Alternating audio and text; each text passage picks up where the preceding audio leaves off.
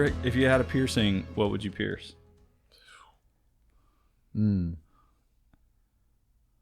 If I had a piercing, I've had a piercing. Yeah, okay, but I've had piercings. You've had. So I've already done this story. No, I had piercings, and what I pierced was my ear's. I mean, you could. That can be your answer, but just because you had one, I said if you were to Today, if you were to get one right now, if you had to get a piercing, I'm going septum. I'm going bull ring. You're doing ring right through a big old bull ring. For real? No, that's your choice. Not at all. Then that's not your answer. I don't think I'm piercing anything. You have to. You have to get. You have to. You have to get some kind of. It has to be a visible piercing. I'm re-piercing my lobe. It's got which lobe? Whichever one is the appropriate one to pierce. Wait, that I don't know. It changes. No, that's over. Like, it's over. Can you only get one piercing, or can you get multiple piercings? You can do whatever you want. But I'll just you go have both. to get at least a piercing. You're going to get both. I'm going to dangle a little gold cross off of it. Off both lobes? Just one. A single lobe. Yeah. Okay. No one's ever done that.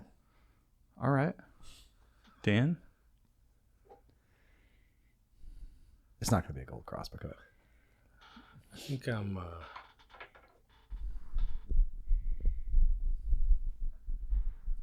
Dude, you're an eyebrow piercing all day. I was thinking about an eyebrow piercing. Dude, you do that with a little black eyeliner, dude. You're good. Yeah. You can just sing whatever you want. I was thinking, but I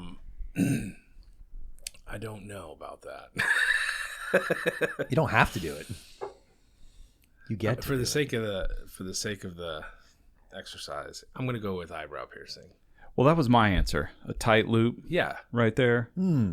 Or Scream. I could do a tight loop right here on the Scream lip 1. too.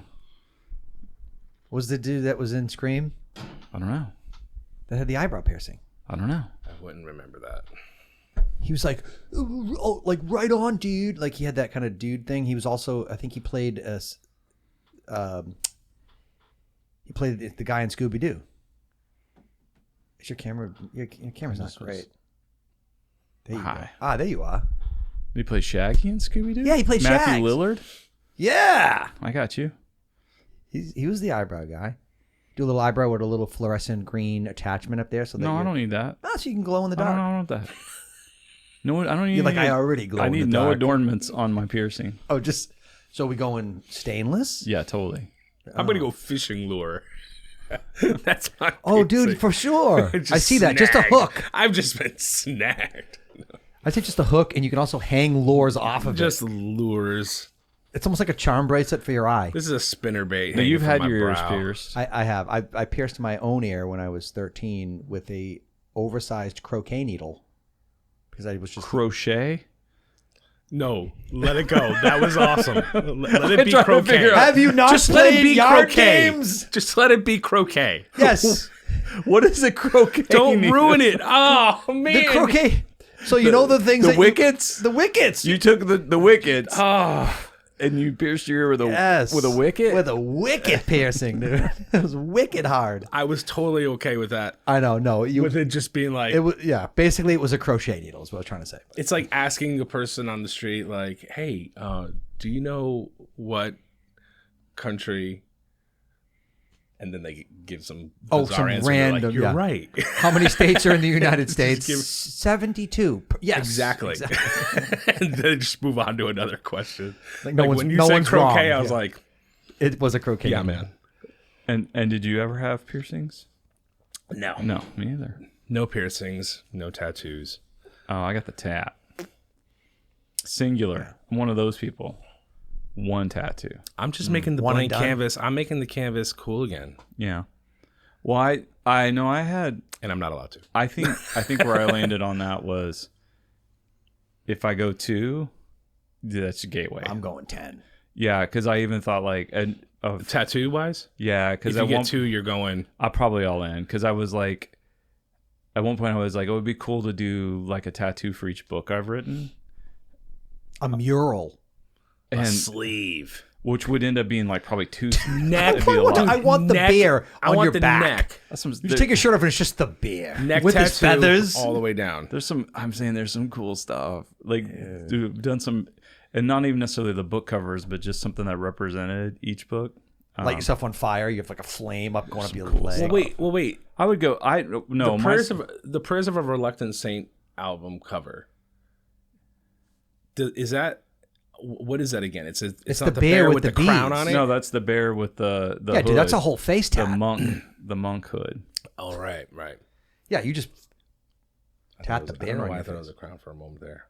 But like So that did one, I. it would be cool to like do like just the beads tattooed on. Oh yeah, I've seen that in Yeah. L.A. Yeah, like there's some Chicanos. Yeah, dude, there's some cool like. Cause I like simple hard line tattoos is what I really like. Oh yes, the straight. All no color, all black. Making me want to go get another tattoo. Probably not even much shading. Anyway, I had ideas for like each thing, and I was like, not gonna do it. Let's do this. Should we go all get matching Shiloh tattoos? Between now and the next podcast, we come to that podcast with a tattoo of our choosing, or we just go a piercing. together and get matching Shiloh tattoos. It's like we film it and I would show want everybody. song lyric. If I'm doing that style of tattoo, That'd like be cool too. I would be like, Dude, I don't know. there'd be- I was in line recently at but like boom boom, and then like picture, and then like you have the bear, but it's wearing a crown because like referencing King Sully, and then it starts up here, kind of like in a Conor McGregor you're way. getting and like goes down. aggressive. Yeah, dude, you went 0 to decorated 100 and be like, Dan's like, I have no tats, no piercings. it's a I'm whole doing full mural, body. It's a whole mural of all songs. Now you're all in. I was in a Got and- no matter across his forehead. Right, like Post Malone, that dude. Leave me alone. I was in line at a Greek festival for some lamb shank, and the lady in front. Sounds more like a Greek prison. Yeah, dude, it was.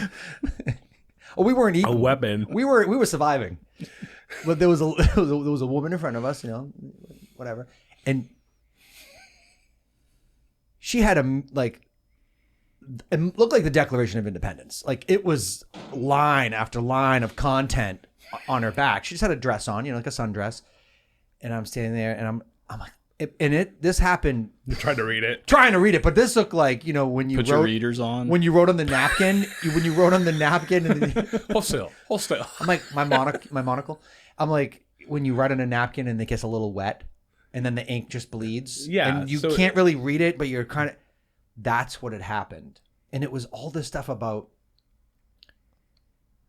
live, laugh, do whatever you want with no regrets, reckless abandon, and I'm like. Oh, she got like a live, laugh. But it was Pray, a no lot. regrets. But yeah, it was also no regrets, and do that. We're only here once, and it was like had punctuation. It was just like a scroll. I'm like, what is happening?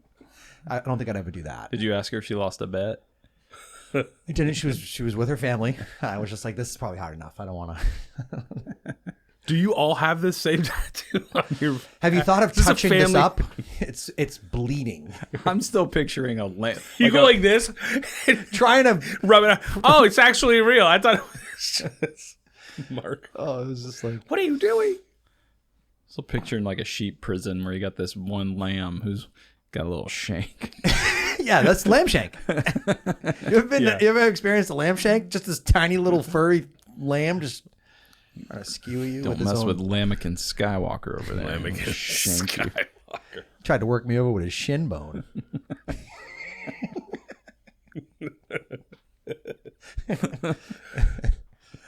Yeah. No, all my tattoos were homemade and just very, yeah. You got prison tats? Yeah.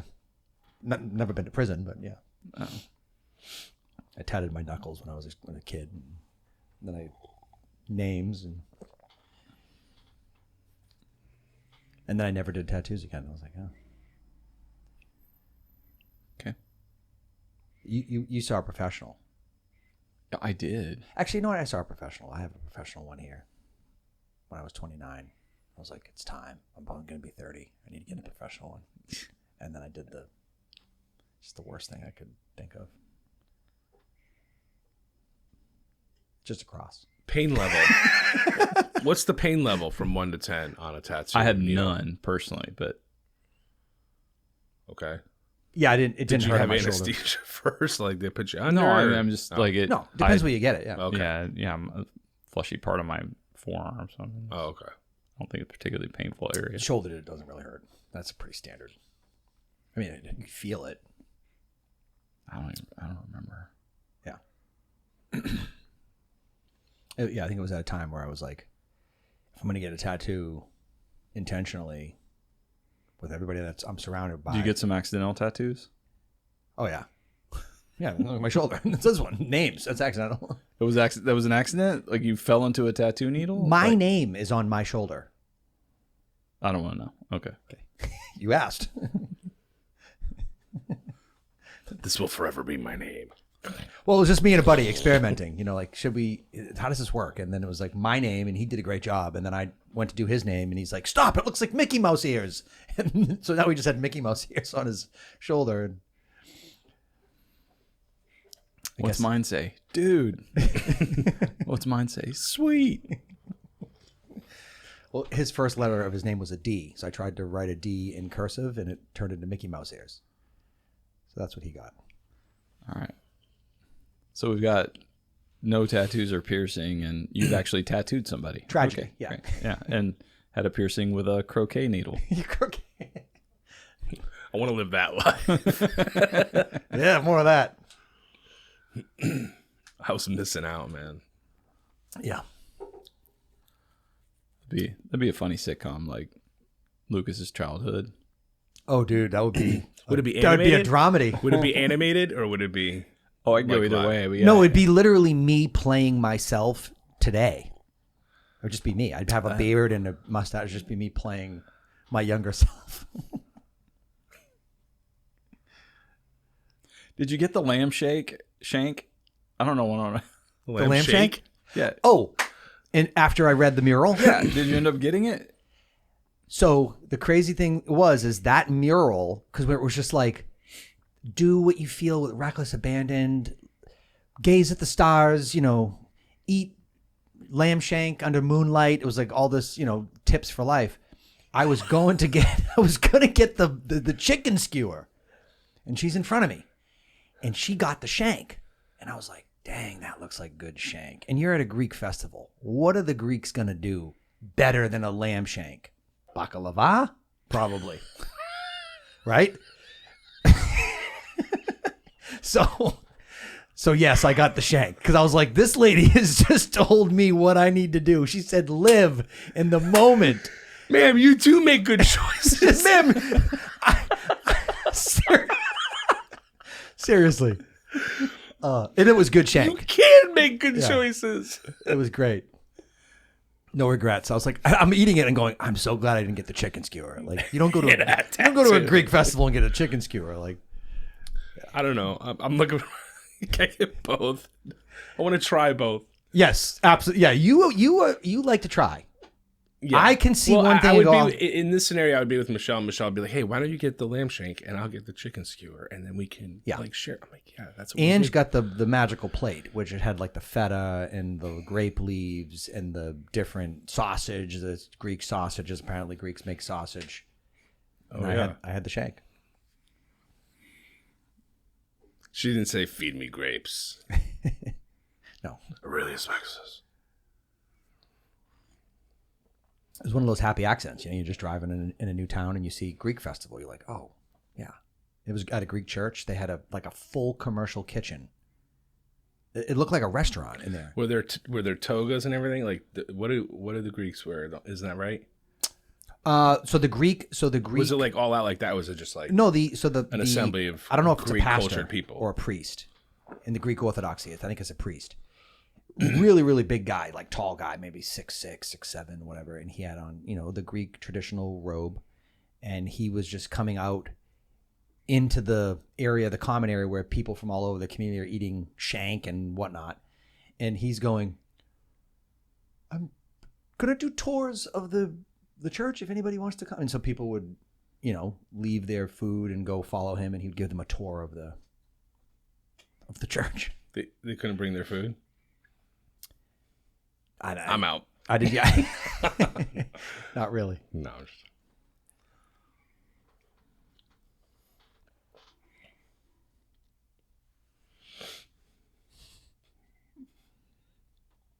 I mean, I can keep going on this story if you want. There's more story here. Well, what else did they have at the festival besides Shank. tattooed back life advice? And Only to be bested by the fact that she was a woman of Caucasian descent, I believe. a white chick. She's a white chick. Just checking. She was tall. She had dreads, and so but they were up in sort of a dreaded Beehive.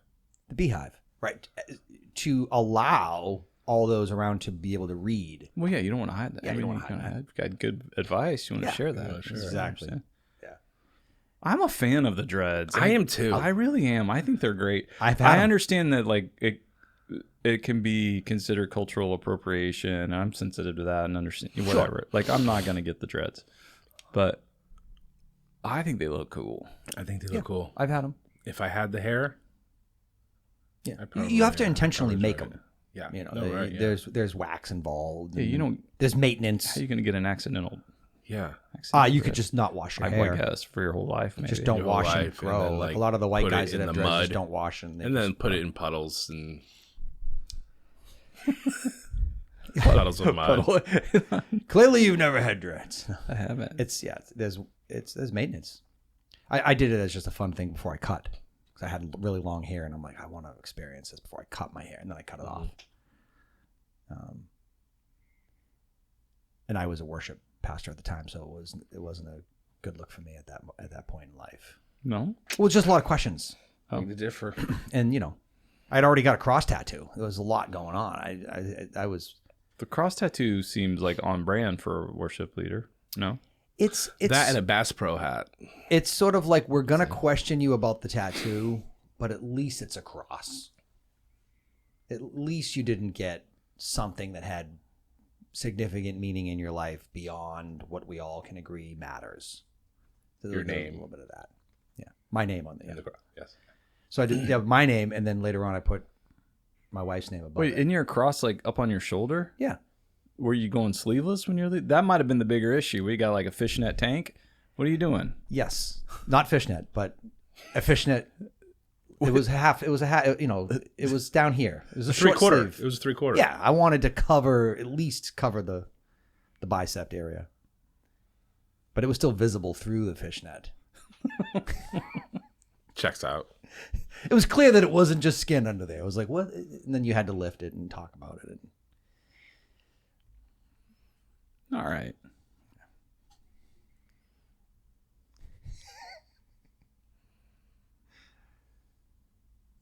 We can take this offline.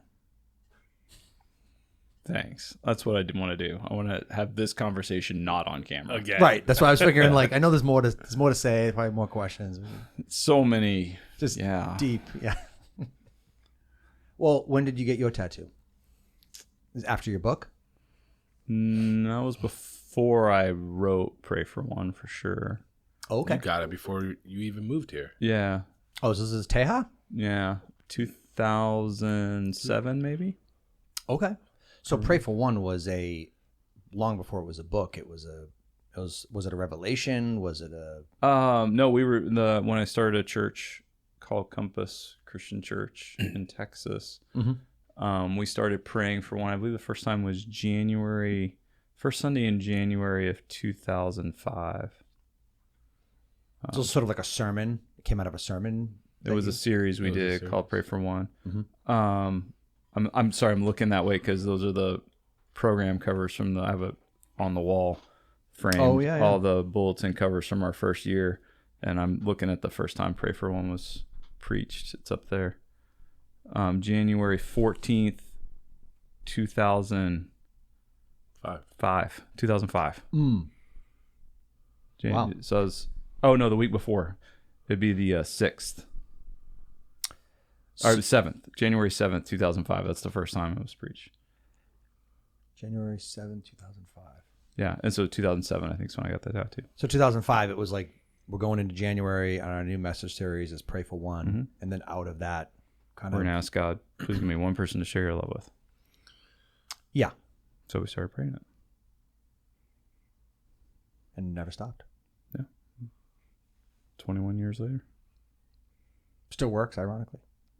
Do it every day. Yeah. I've done it every day since then. Yeah.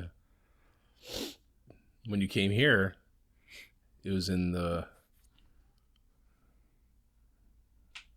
I don't want to exaggerate, I don't think it was the first message. It was the first message. Very first, yeah. Where in sharing the message of Pray for One, you had mentioned like, this is what we're going to do, and we're never going to deviate from this, right? And we're because it's really easy to get 1 degree off and over time, but this is what we're going to stay laser focused on. It's not going to change. We're not going to do this plus something else, or do this for a few months, right? And yeah, it's not a gimmick. It's reality. It's Yeah, it's not like a theme. I mean, it can be like people. Other churches have certainly taken Pray for One, and that was their theme for the year. Or a series they did leading up to Easter. I know there's been a lot of churches that have done stuff like that, but I mean, I think it's more of a sustaining life change, daily prayer of repentance that we get to experience in community. Mm-hmm. So I think that's the longevity and the consistency. That's where you really see the fruit. Mm-hmm. It's also a filter too, because then you start seeing, I know from my personal experience, you start seeing people as somebody that you've probably prayed for, unknowingly, or if I have had conversations with people or been able to encourage them in some way or share Jesus, I automatically think it's an answer to that prayer, so it's a frame for that to say, yeah, I have been praying that you'd give me one person to share your love with, and here's a person to share your love with. Yeah, it's a prayer, like you said, and the fruit of it is just seeing, it's being surrounded by people that align in it. They know it, first of all. Like if there's anything that any of us like know,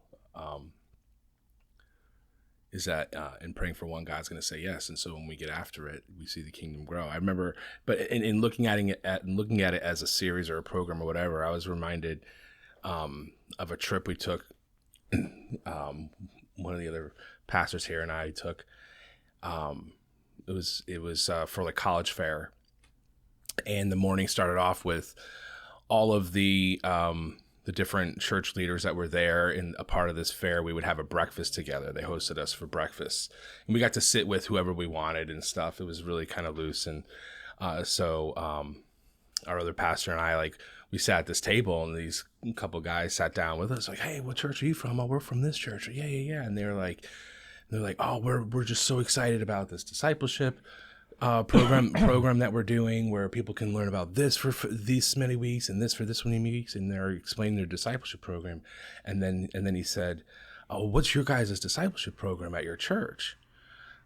And and he and I look at each other, and we're like, well, we ask God every day for someone to share his love with. And as people come to know Jesus, we have a way in which they can, acquire tools and for a lifetime of following Jesus. But this is the discipleship program. Oh, well, is this once they're members or do this? Oh, well, we're just really praying for one, and think Jesus left us with a great mission, and this is what we've been most aligned in, and fruit bearing and confidence in our following him. But what's the program? Is that how long does that last? We're like, we look at each other like, I don't know what to tell you, man. How do you know when you've graduated? Yeah, I'm like, I don't know what to tell you, man. This is what we're doing. And hold on a second, you don't have membership? Yeah. Well, one prayer does it all. It's a chapter in the book. It connects you to God, to people, and the mission, but to the Great Commandment and the Great Commission. So love the Lord your God with all your heart, soul, mind, and strength. Love your neighbor as yourself, and go and make disciples, which is the fullness of what any church or any follower of Jesus, that's what we're doing. His commandment, all the law and everything is the law of love. And so you can't share what you don't have. So God, please give me one person to share your love with. Well, he's going to give you his love. So now you're connected with him on a love level where you're valuing his love. You're you're agreeing with his love, receiving his love, and then you're sharing his love with other people. So you're loving your neighbor as yourself. And that connects you to the mission of Jesus to go into all the world and make disciples. But like the book that's in the book, but that book was written, I think, 2012. And so we started praying for one every day in 2005, you know, and you didn't just write a book like the next year or 2 years later. Want to live that out for a while. But then it's kind of interesting, like since then, you know, while it is simple, it allows for depth and growth. So like things I've learned that aren't like in the Pray for One book would be the idea of like someone, anyone, everyone. You know, like who are you? Like, because people will ask, like, can you have more than one? Yeah, you can have lots of ones. And so the some ones are the specific names that I would pray for every day that I know are my ones. That, you know, like I prayed for you, both of you today. I pray for both of you every single day. Prayed for you twice. Absolutely. And I think of you as ones that I want to share God's love with, because I know we're going to see each other and we're going to be talking. But then I have other ones who are, you know, by name, who maybe don't have a relationship with Jesus yet, that I pray for every day. They're my some ones. But then there's that, well, it can be anyone. So head up, eyes open, like an awareness of every person is an object of God's love moving through me. And so instead of looking at people as like a nuisance or, you know, to be avoided or tools to be manipulated for what I want, rather they're objects of God's love. So it can be anyone. And then the really cool thing is, like, when you start living that way with your head up and like seeing people differently, then it's like, oh, it's everyone. So it's really simple. Like, I don't have to choose who to love and who not to love, or who's worthy of a love investment. Like, kind of things that are really common in this world. Like, we try to evaluate our love investments, our relational investments in people based on the return we think we'll receive or deserve to receive. Right, it's transactional. Yeah, total relational transactions.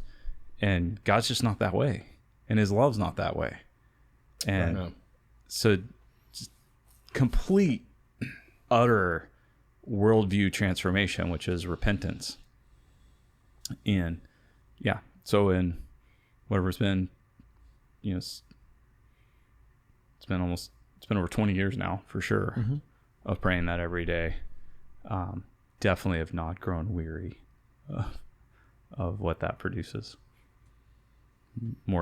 Actually more excited to pray that every day than ever before. Amen. I think what you just said in that, and the thing that I can take away from that, and also sharing in that, because you've invited many people obviously into praying for one, and I've been doing that and seeing it play out in different ways, but I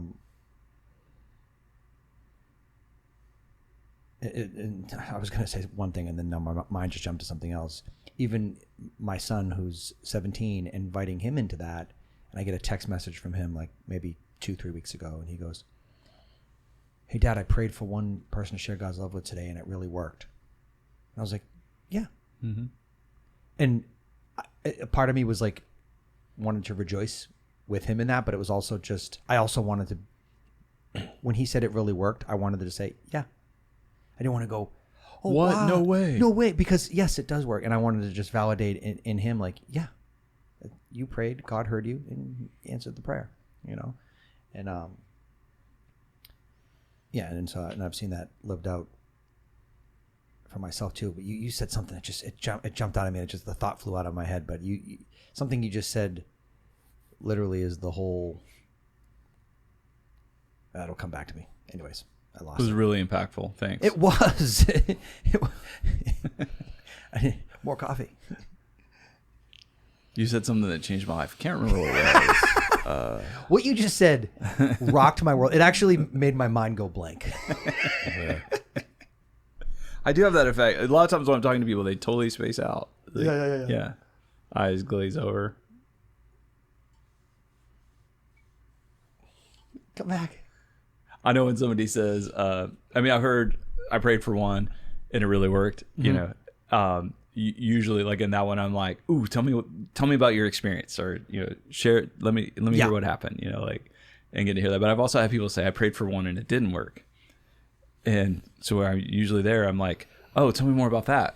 Like, what do you mean by that? You know, I was like, well, I prayed for one, and then I'm like, and what didn't happen that you thought would happen? And so then it's an opportunity. Usually it's some outcome that we were hoping to manipulate, you know, as opposed, like, how could you not have shared God's love with somebody? That's what we actually ask. Yes. God, please give me one person a day to share your love with.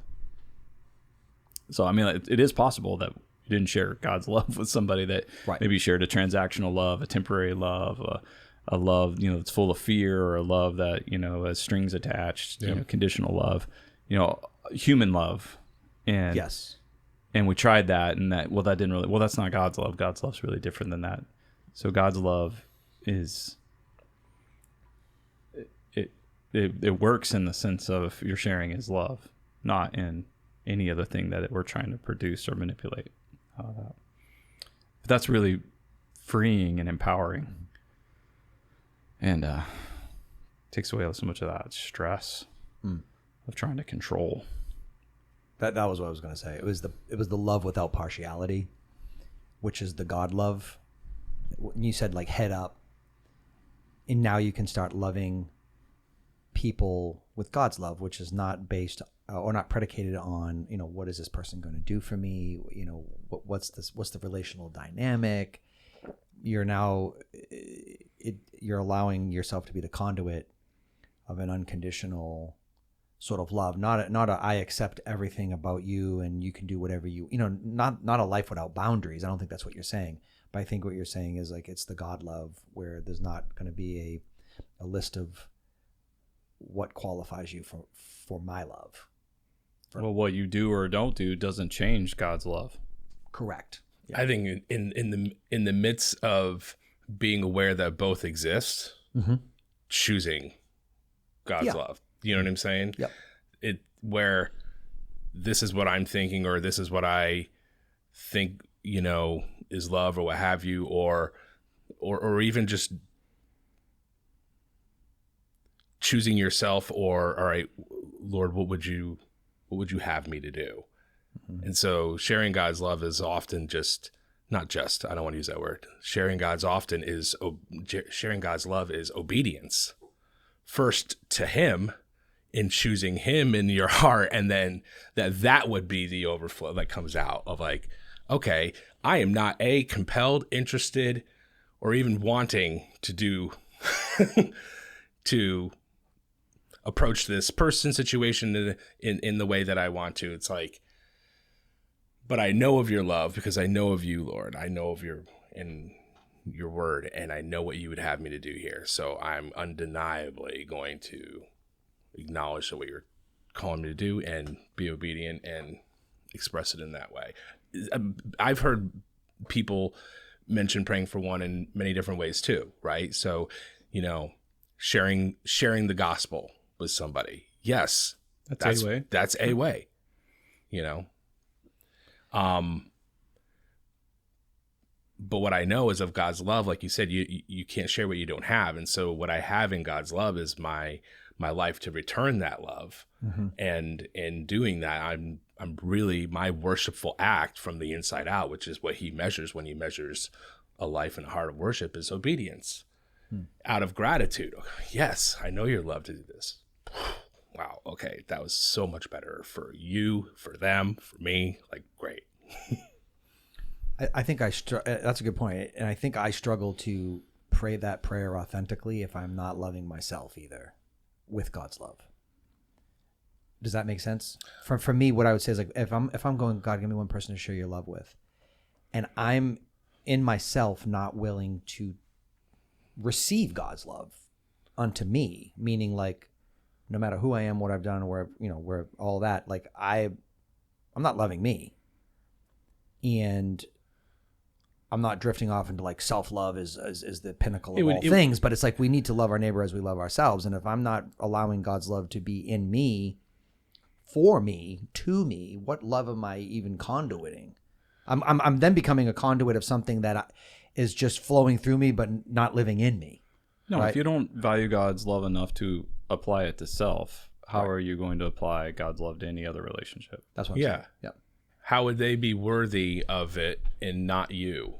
Right, but so that's the that thing would be is, a part of a flawed perception. Well, of, then it would also be like now we're trying to we're doing a practice to earn points or get good grade, because God, I'm praying for one person to share your love, then it becomes we drift so that quickly. I can be worthy of your love. I can be worthy. So then, of course, what we're going to do is apply that same standard to other people.